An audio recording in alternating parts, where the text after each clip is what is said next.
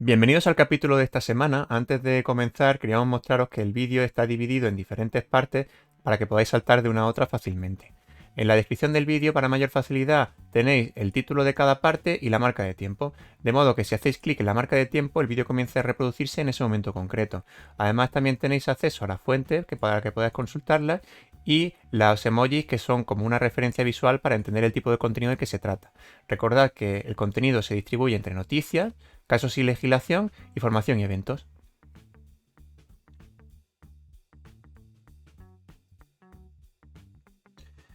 Ha llegado el final del juicio que ha tenido en vilo la industria del mobile gaming durante todo este último año. La jueza González Rogers da carpetazo a la apelación presentada por Apple y obliga a la compañía californiana a introducir sistemas alternativos de pago dentro de su App Store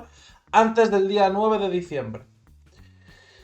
El asunto Epic contra Apple ha sido uno de los asuntos que más interés nos ha suscitado de la autoridad IPIT este último año.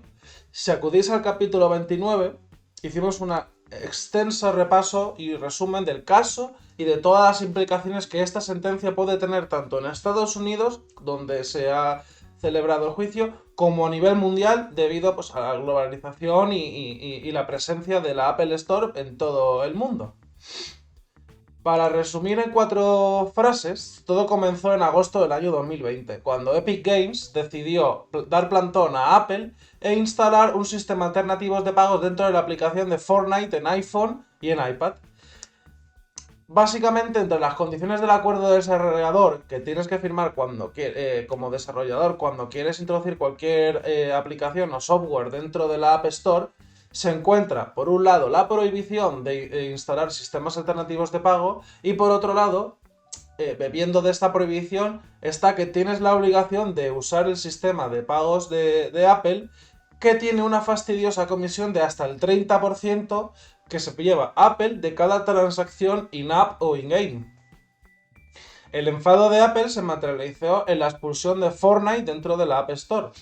Todas aquellas aplicaciones de la titularidad de Epic Games y, para sorpresa de muchos, todas aquellas aplicaciones terceras que incluyeran el motor gráfico Unreal Engine, propiedad de Epic Games. Esto fue un gesto bastante desmesurado que, por suerte, en la fase de alegaciones previas se corrigió y pues, se permitió volver a introducir todas estas aplicaciones dentro del App Store. Así las cosas, Epic decidió demandar a Apple por abuso de posición dominante. Sin embargo, el tiro le salió por la culata, ya que el tribunal californiano encargado de enjuiciar el asunto resolvió que Apple no estaba violando ninguna normativa competitiva ni estaba ejerciendo un abuso de posición dominante, y sin embargo declaró que Epic sí que había incumplido su contrato de desarrollador al haber introducido de forma contraria a esta prohibición una alternativa de pagos, lo cual condujo a que Epic fuese condenada al pago de una indemnización millonaria a Apple. No obstante, el tribunal sí que estimó que Apple no aportaba la suficiente información a los consumidores como para que pudieran tomar decisiones de compra totalmente motivadas y conocedoras de causa, por lo que obligó a esta compañía a que permitiera, dentro de un plazo de 9 días, que finaliza el próximo 9 de diciembre, sistemas alternativos de pago. Apple indicó que, si bien estaba contenta con el contenido de la sentencia, no disponía del tiempo suficiente para poder aplicar todas estas obligaciones de forma técnica, por lo que decidió apelar la misma. No obstante, el pasado 9 de noviembre, la jueza González Rogers, titular del Tribunal del Distrito de California, ha decidido desestimar la apelación presentada por Apple. Los motivos que podemos leer en esta resolución de 4 páginas parten del hecho de que la apelación está basada en una lectura partidista de la sentencia por parte de Apple, que no tiene en cuenta la incipiente conducta antimonopolio, que incluye comisiones súper competitivas que dan lugar a márgenes de explotación extraordinariamente altos para Apple y que no se han correlacionado con el valor de su propiedad intelectual. Además, se rechaza cualquier posibilidad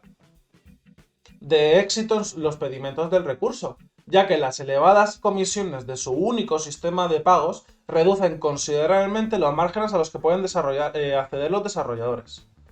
Por otro lado, tampoco se considera que Apple vaya a sufrir un daño irreparable al incluir sistemas alternativos de pago, y lo considera una alegación exagerada por parte de la compañía californiana, vistas las pruebas aportadas por ambas partes. Finalmente, la última alegación de Apple se basaba en la falta de claridad de la sentencia y de cómo los desarrolladores no pueden entender el alcance del requerimiento. A este respecto, la jueza no observa confusión alguna. Y realmente se tiene que tener en cuenta que el acuerdo de desarrolladores prohíbe los sistemas de compra dentro de la aplicación de terceros que no sean de Apple. El tribunal, si leéis bien la sentencia, no impide esta disposición, sino que impuso la prohibición de que se comunicara las alternativas externas y permitir los enlaces a estos sitios externos. Básicamente, si bien puedes permitir que dentro de lo que es la App Store como tal se introduzcan sistemas alternativos de pago, lo que tú no puedes impedir es que dentro de los software, aplicaciones o juegos se anuncie la posibilidad de que existan alternativas, sistemas de alternativas de pago que eviten esa comisión del 30% y se encaucen por otros con comisiones mucho menores. El tribunal, bueno, como he dicho, no impidió esta disposición. Aún así, Apple sigue manteniendo la conveniencia de la IAP, que es el sistema de pago suyo. Y si puede competir con precio, como bien dice aquí la jueza González Rogers, los desarrolladores pueden optar por aprovechar esta conveniencia y este sistema de pagos de Apple si lo quieren. Pero se tiene que incluir cualquier garantía de que Apple proporciona a los consumidores de que proporcionará una opción más segura o mejor también de pago.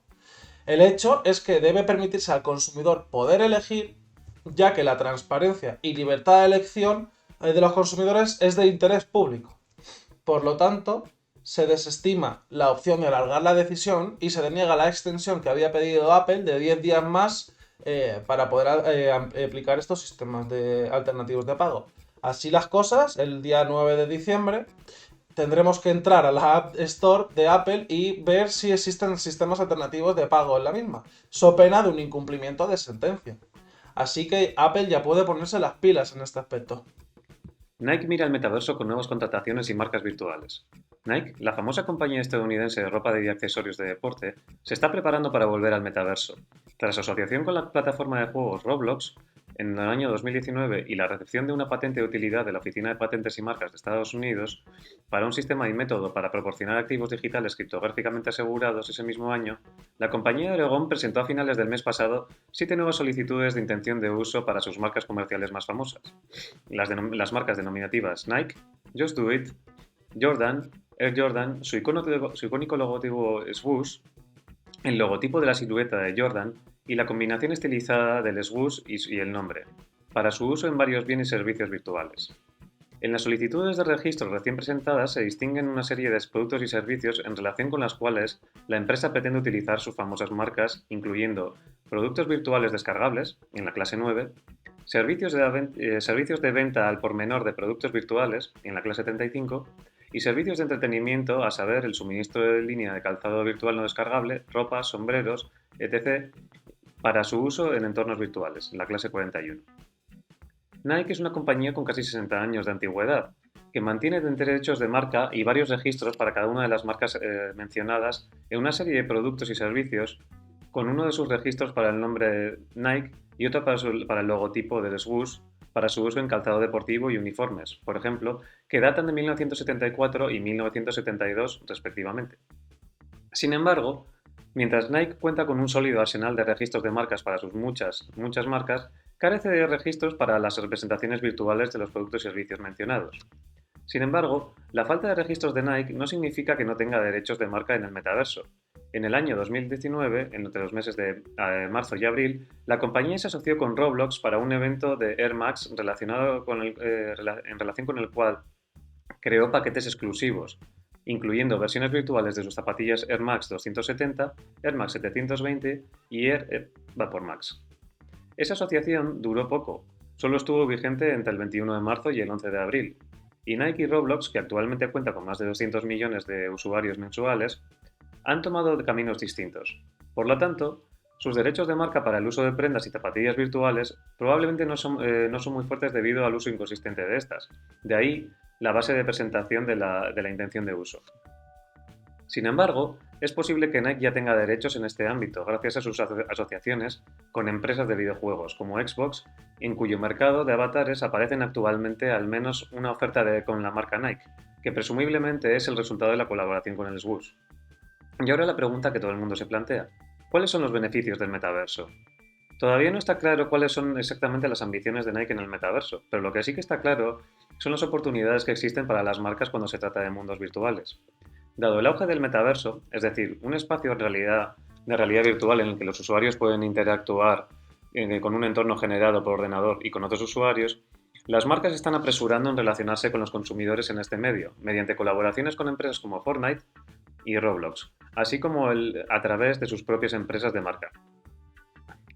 En este contexto, todas las marcas y empresas necesitarán una estrategia metaversa. Según Kathy Hackel, directora de metaversos y consejera delegada de la agencia de consultoría Futures Intelligence Group, que afirma que la presencia de las marcas en el metaverso acabará siendo tan habitual como que las empresas tengan sitios web o estén presentes en las redes sociales. Nike parece estar preparándose para unirse a empresas como Warner Bros., Hyundai, Gucci, Burberry y la empresa de cuidado de piel SK2, entre otras, que han creado sus propios mundos virtuales, a menudo en colaboración con plataformas ya existentes. No es de extrañar que las marcas se planteen el papel y la capacidad de protección de su marca en el metaverso. De hecho, la marca de moda Artifact ya ha presentado solicitudes ante la Oficina de Patentes de Estados Unidos, que se pronuncia Artefacto, para su nombre que se pronuncia Artefacto, perdón, y marcas denominativas como Meta, Case, Crypto, Hash, Metamall, Metawear, Cybersneaker, entre otras, así como su logotipo, que consiste en un diseño estilizado de una cuchilla, para su uso en relación con bienes virtuales descargables y bienes virtuales, es decir, tokens de activos digitales no fungibles utilizados con la tecnología blockchain para representar un artículo coleccionable, y en algunos casos productos físicos de calzado. Al mismo tiempo, el número de solicitudes en las que los activos digitales figuran como bienes servicios también ha ido en aumento, aunque de forma poco más gradual. La base de datos de la OMPI registraba en septiembre de este año casi 750 solicitudes de marca para usos en relación con activos digitales. Esto supone un aumento respecto a los 460 del año 2020 y las aproximadamente 500 del año 2019. Y dado el atractivo duradero de la moda virtual, así como de los NFTs, lo más probable es que Nike no sea la única empresa que busque marcas comerciales para sus esfuerzos virtuales. Para sus esfuerzos virtuales. Las marcas seguirán acudiendo a la Oficina de Patentes de Estados Unidos y a otras oficinas de marcas relevantes para acumular registros en este espacio, suponiendo, por supuesto, que realmente utilicen estas marcas en el comercio real y virtual.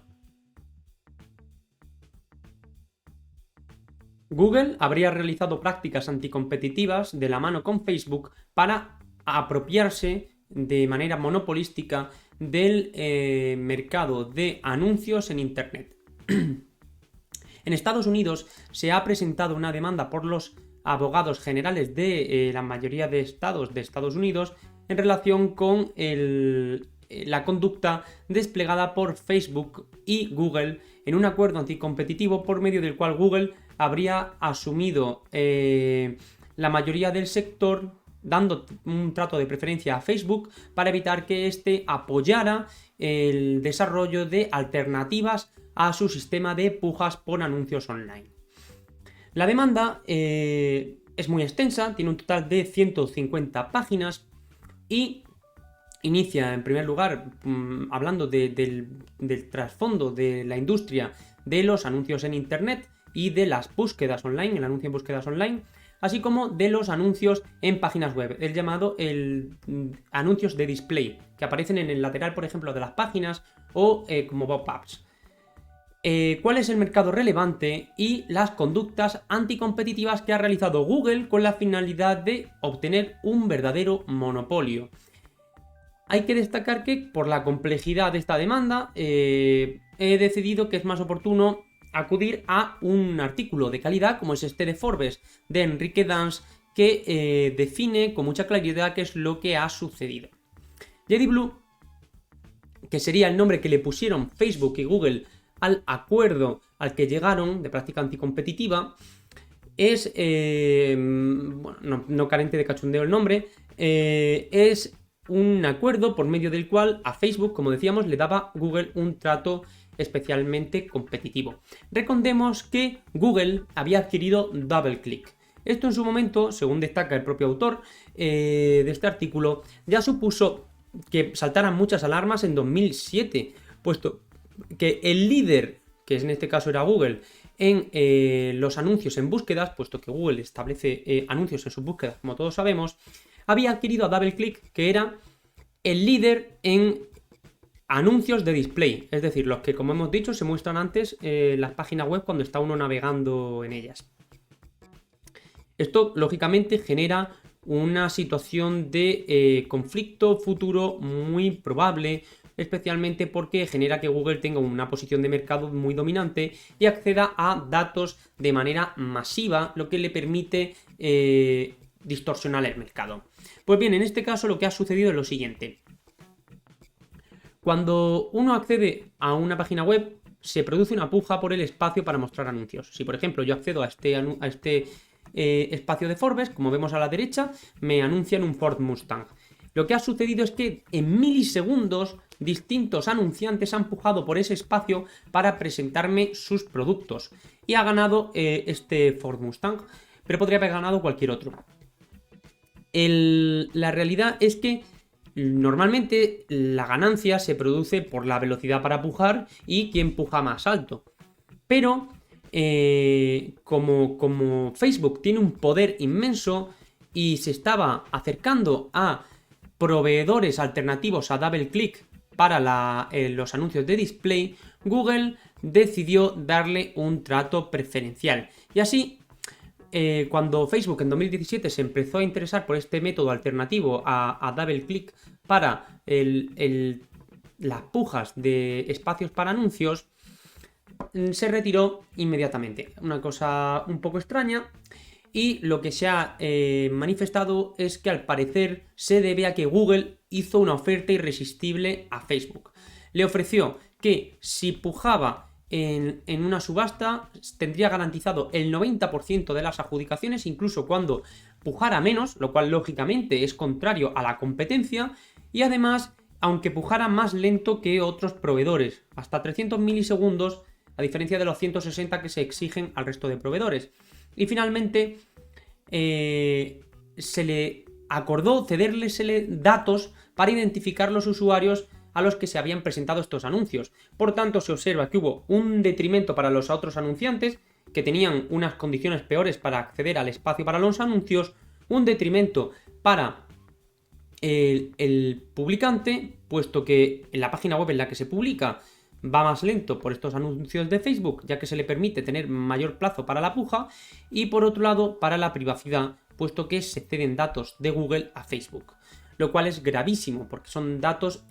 podemos imaginar el volumen. ¿A qué se debe esto? Obviamente a que Facebook tiene un poder inmenso. Facebook es de los pocos que podría realizar un desarrollo paralelo al de DoubleClick de Google para entrar en el display de anuncios con posibilidades de competir con Google. Y lógicamente eso a Google no le interesa. Y la realidad es que a Facebook tampoco. El problema de las macrocorporaciones es que tienden a generar situaciones de acumulación del poder en el mercado, y esto al final a quien perjudica es a todos los demás intervinientes en el sistema, puesto que genera conductas monopolísticas, situaciones de poder en la que, como vemos, son perjudicados todos menos Facebook y Google, los dos más grandes del sector. Esto demuestra la necesidad de intervenir el llamado Big Tech para garantizar la separación de poderes y la igualdad en el mercado y la competencia. ¿Es lícito utilizar como prueba de un despido disciplinario una grabación de videovigilancia sin el consentimiento del trabajador? Para contextualizar el caso que nos ocupa, nos remontamos al 8 de agosto del 2017, cuando don Plácido fue despedido disciplinariamente por la empresa Vigesa de Transportes, en la que prestaba servicios como conductor de un autobús. Durante el ejercicio de sus funciones, la empresa detectó diversos incumplimientos que se repiten de forma reiterada y vamos a citar muy brevemente, como son dejar viajar en diversas ocasiones a una pasajera sin el ticket requerido, a la que realizó también en diversas ocasiones caricias y tocamientos, fumar varias veces en el interior del autobús e incluso orinar fuera del autobús. ¿En qué se basa la empresa para fomentar este despido disciplinario? Pues como bien avanzábamos en el título, el debate casacional de este supuesto radica en determinar si es lícita o no la prueba de videovigilancia emitida por la empresa. Hemos de recalcar que todos los trabajadores serán conocedores de la existencia de 3 cámaras de videovigilancia que graban imágenes del interior del autobús, las cuales van acompañadas de diversos distintivos informativos.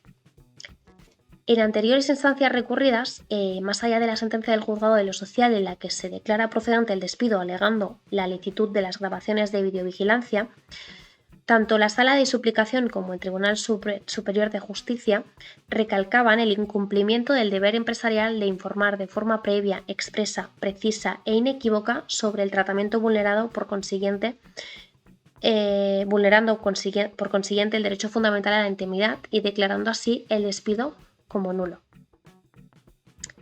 ¿Por qué en este supuesto el Tribunal Supremo considera que es lícita la prueba de videovigilancia y no declara la vulneración del derecho digital a la privacidad o de los derechos laborales? En primer lugar, ya la sentencia recurrida partía de la base que el sistema de videovigilancia era conocido por el trabajador de forma evidente y notoria, cumpliendo con el deber de información del artículo 5 de la antigua LOPD. Recordemos que los hechos acontecen en 2017 y que por tanto se aplica la Ley de Protección de Datos de 1999. En segundo lugar, y en este sentido, la base jurídica de este tratamiento se fomenta principalmente en la ejecución y cumplimiento del contrato de trabajo y en las consecuentes facultades legales del control del empleador, previstas en el artículo 20.3 del Estatuto del Trabajador y no tanto en el consentimiento del trabajador.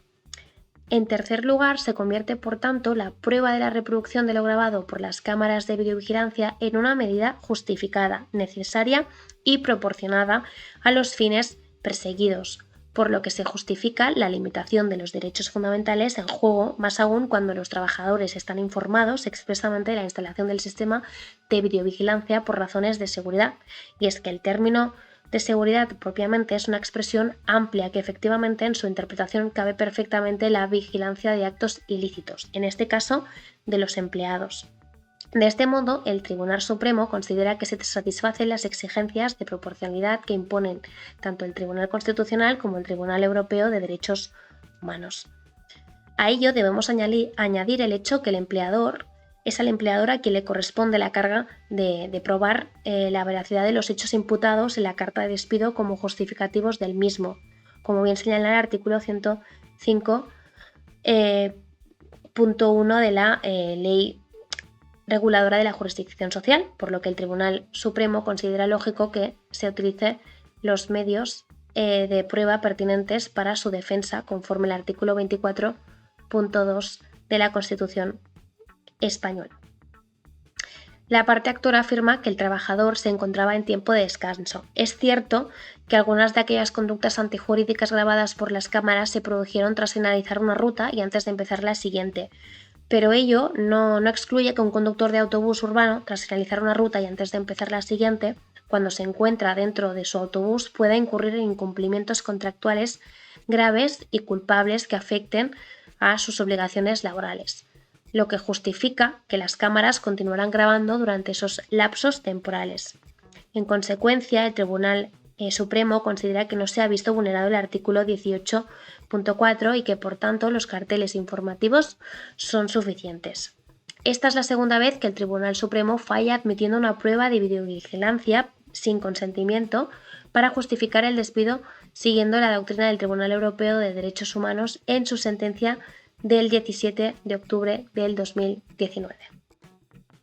Como no podría ser de otro modo, los ensayos clínicos son muy complejos desde la perspectiva de protección de datos de carácter personal. No solamente suponen la intervención, el procesamiento de datos de carácter sensible, es decir, datos de salud, sino que además intervienen un conjunto de entidades distintas. Así, intervienen por un lado el promotor, que es aquel, según define el Real Decreto sobre ensayos clínicos, que es aquella persona que promueve y organiza el ensayo clínico, también quien prepara su protocolo en principio. El investigador principal, es decir, quien coordina al equipo de investigadores, que puede ser una persona física o puede ser una persona jurídica. Interviene también el monitor y la organización de investigación por contrato. El monitor, que es la persona respecto de la que se plantea esta consulta, interviene como un punto de contacto entre el investigador principal que hemos visto anteriormente y el promotor. Es decir, entre el equipo que realmente está realizando la investigación y quien promueve la investigación. De esta manera, el monitor tiene una situación muy particular porque accede a los datos personales de la historia clínica directamente y para comprobar que se está cumpliendo con el protocolo, que, como señala la normativa, es el documento donde se describe el objetivo del ensayo clínico, la metodología, su diseño y todas las consideraciones sobre el mismo, de manera que se aseguren que se cumple este protocolo y la normativa. Por tanto, el monitor accede a los datos personales de los sujetos intervinientes en el estudio y de manera no anonimizada, mientras que el promotor recibirá los datos de carácter pseudonimizado, es decir, recibirá un conjunto de datos sin nombres y apellidos ni otros datos de carácter identificativo directo, sino, por ejemplo, el sujeto de estudio 3 mostró estas reacciones a los medicamentos. Por otro lado, también tenemos la posibilidad de tener una organización de investigación por contrato, en la que se encarga de ocupar la posición del promotor y, por ejemplo, desarrolla el protocolo, estudia los datos pseudonimizados, etc. Y, por tanto, actuaría en principio, y esto sin que quepa ninguna duda, como encargado del promotor como responsable del tratamiento. Pero la organización de investigación por contrato no accedería, en principio, a los datos identificativos de las personas, sino a datos meramente pseudonimizados, tal y como sucedería con el promotor. No es esta la posición del monitor, y esto ha dado lugar a que la Agencia Española de Protección de Datos tenga que pronunciarse, puesto que las personas que tenemos un conocimiento profundo respecto de protección de datos sabemos que resulta irrelevante que se determine para ser responsable o encargado si accedes a los datos o no. Es decir, puedes ser responsable de un procesamiento de datos y nunca acceder a los datos personales. Sucede, por ejemplo, en el caso en que uno plantea un anuncio en Facebook, ordena que se segmente, por ejemplo, a personas entre 18 y 25 años, con lo cual se está dando un procesamiento de datos de segmentación, pero esto lo realiza Facebook y la persona que pone el anuncio jamás llega a acceder a los datos personales de los usuarios. No llega a saber qué personas tienen 18 o 25, no realiza ninguna acción material ni accede a los datos, sino que lo realiza directamente el encargado, pero como lo realiza para las finalidades que le ha definido el responsable, es decir, la persona que pone el anuncio, existiría una relación de encargo y de responsabilidad. Aquí sucede de una manera similar. Destaca la Agencia Española de Protección de Datos en este informe que la condición de responsable no exige el acceso efectivo a los datos, sino la potestad de decisión sobre la finalidad, en este caso una finalidad de investigación, y el contenido y uso del tratamiento, es decir, establece el protocolo y cómo se van a tratar los datos para el ensayo clínico del que se trate. Por tanto, no resulta necesario que acceda directamente y puede coexistir con un responsable independiente que sí que accede a los datos. En este caso, la entidad de investigación o el investigador principal, si fuera una persona física, accede a los datos personales como un responsable, corresponsable en la investigación y, por tanto, como personal sanitario que es, sí que accedería a los datos personales conforme a la normativa, pero el promotor no accedería a estos datos, sino de carácter pseudonimizado. No accedería nunca a la historia clínica como tal. La Agencia Española de Protección de Datos realiza un amplio análisis sobre esta cuestión y sobre las posiciones de cada una de las partes. Y así destaca, por ejemplo, que el investigador actúa como un responsable, como hemos dicho, que el monitor y también las empresas, instituciones o organismos de investigación por contrato que hemos destacado anteriormente actuarían como encargado y, sin embargo, el promotor sería responsable. Hay que destacar que mientras que el promotor es responsable del tratamiento de la investigación y así también sucede respecto de el investigador principal o la entidad que se dedica a ello, respecto del centro sanitario, este sería un responsable independiente que actuara para un tratamiento distinto, que es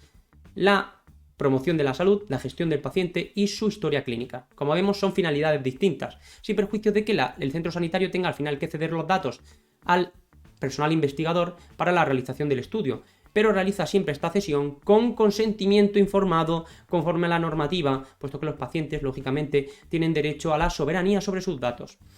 Finalmente, hay que destacar que, tal y como destaca la Agencia Española de Protección de Datos, la Agencia Española del Medicamento y Productos Sanitarios ya se ha pronunciado sobre la posición del monitor anteriormente, y así se le planteó en su momento si el monitor tendría que tener un contrato de encargo de tratamiento con cada centro sanitario en el que interviniera accediendo a la historia clínica. Sabiendo lo que sabemos hasta ahora, ya podemos decir que no, puesto que no accede a esta historia clínica como un responsable, sino que accede como un encargado, y como tal, quien tendrá que tener un contrato específico de cesión de datos con cada uno de los centros sanitarios será el promotor. Bastará, por tanto, que el monitor tenga un contrato de encargo de tratamiento con el promotor para la realización del ensayo clínico de que se trate, independientemente de que se tratase de un ensayo multicéntrico en el que el monitor tuviera que acceder a los datos de más de un centro sanitario. En todos estos casos actuaría como un brazo del promotor y por tanto como encargado de este.